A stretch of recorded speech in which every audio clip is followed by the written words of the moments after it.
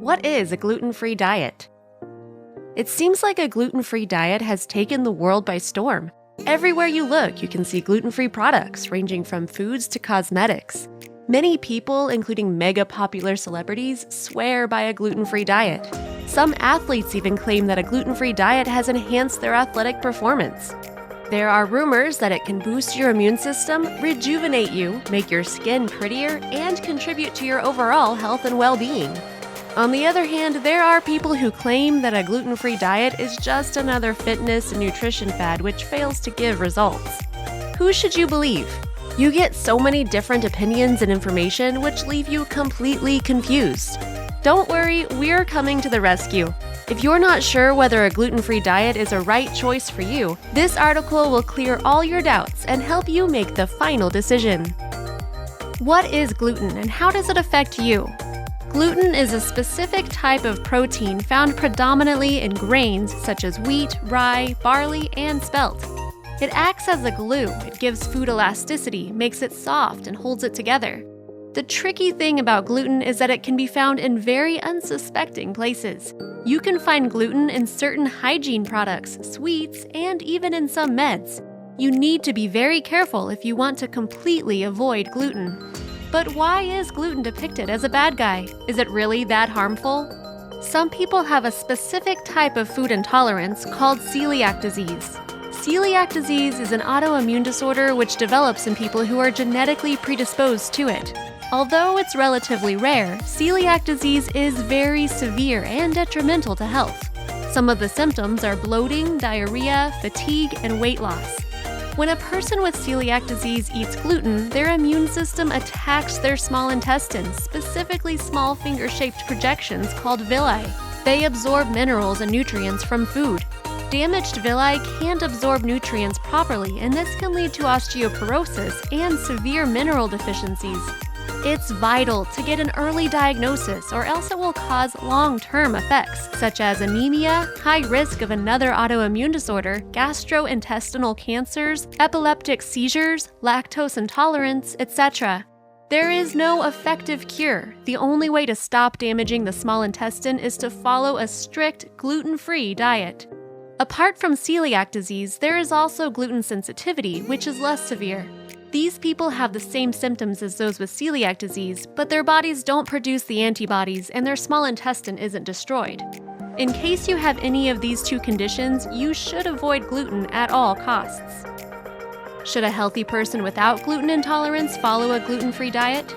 The short answer is no. Most people tolerate and digest gluten without any problem. We have been consuming grains for thousands of years, and our digestive system usually has no issue with gluten. Ask any person with celiac disease and they will tell you how tedious, expensive, and frustrating it is to follow such a strict diet. Even the tiniest trace of gluten can cause them major discomfort and health problems. If you're still determined to go gluten-free, remember that some foods containing gluten have important nutrients. Whole grains are generally healthy and full of dietary fiber. Modern people consume a diet lacking in fibers. Compared to our ancestors, we don't eat nearly as much fiber. Lack of fiber can cause various digestive problems, such as constipation. Fortified grains are also full of vitamin B. If you cut out grains completely, you'll be left without an important vitamin B and fiber source. Although some people claim that a gluten-free diet will transform your life and health, there is no scientific research which backs up these claims.